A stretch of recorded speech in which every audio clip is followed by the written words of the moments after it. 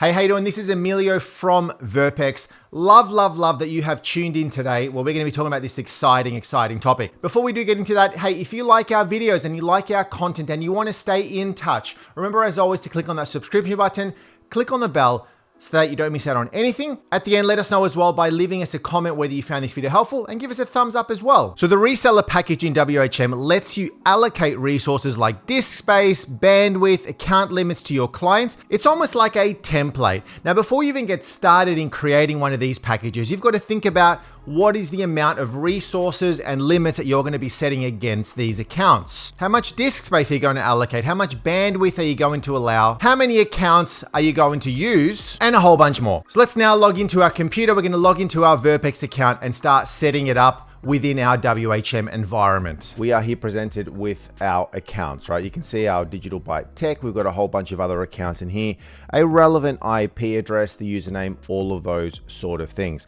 Now, the traditional way that you would do this is you would just go and create yourself a new account. And this is going to create a brand new cPanel environment within WHM itself. So you just go into create a new account over here, and then you start setting up all of these details, like adding everything here as normal. And then you select a package. Now you'll notice that there are a few packages over here. Now this is what we are talking about when we're talking about a reseller package. Essentially, it's like a template that you can use to then have all of these accounts set up in a specific fashion. Now, what you could do is you could select options manually right over here, right? Such as this, and then create a brand new package name if you so choose to. So here you can go and specify the megabytes that you've got assigned to that particular package, the FTP accounts that you want to assign, etc., etc.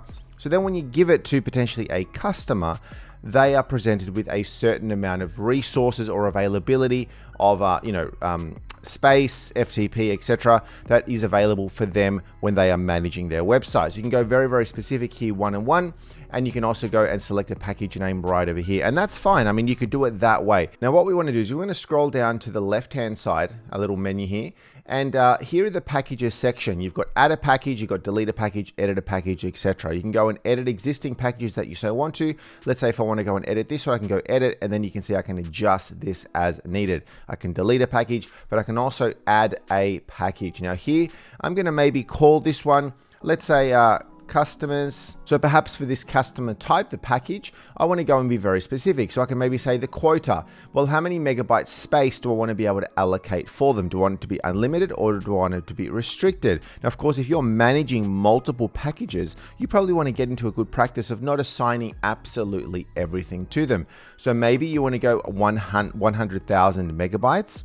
Maybe you want to do a little bit less. Let's go a little bit less, 10,000 megabytes right over here, which is essentially a 10 gig limit. What do you want the bandwidth limit to be? Right, you can be very specific. How many FTP accounts? Maybe I want this one to actually have a maximum of 3 FTP accounts. I'm going to allow them to make themselves 5 email accounts, mailing list, SQL databases. Maybe we allow for 2 SQL databases. Subdomains, do we want them to be able to have a subdomain? So a www.domain name and a mail.domain name and an FTP.domain name, those sort of things. So we're going to allow, I mean, we can be pretty generous on this one. We're going to allow them to have 10 subdomains, etc. Right? So you can go very specific right over here. You can also go into the options section under the settings and select whether you want them to have either a dedicated IP, do you want them to be able to have shell access, CGI access, and a digest authentication at account creation. What is the theme? Now, at the moment, I can only use the Juniper theme against my cPanel. This is the look and the feel, and some other bits right over here. All right. So if we're happy with all of this, I can now select add. Now, one other little note is WP Toolkit, package extensions. Do I want them to be able to allow to use the WordPress Toolkit? I think so. Right, here we go. We're going to maybe do 5 of those ones and auto install. Look at that. This is really cool. So I can actually set it so that they can have all of these features available to them when I select this specific package. So maybe I'm going to select WordPress Essentials and auto install WordPress upon account creation. Sure, because what I'm going to do is this particular package, customers in US, well, they're going to be, actually what I'll do, let me actually change this to make it maybe a little bit more sense. Customers needing WordPress. All right. So this is now customers needing WordPress package. This is the specs. And now by default, they're going to use WordPress. Select add. It's going to go and create it. And now it is done. Now I'm going to scroll back up to list accounts. So this is where I can go and actually create my account for a specific new customer. Account limits. I'm going to give my domain, my new domain, WP for WordPress, username and a password. And now under choose a package, here is my new package that I've just set up. Knowing that this customer's needing WordPress is going to be selected. I can go and adjust some options manually if I need to, because you can be very specific. You can actually adjust them as you need to. Rest of the settings look good, and I can now select create. Creation of my account is now commenced using that package. All done. I can also select go to cPanel. It'll open up that particular cPanel, and here it is. Okay, going back over here, selecting list account.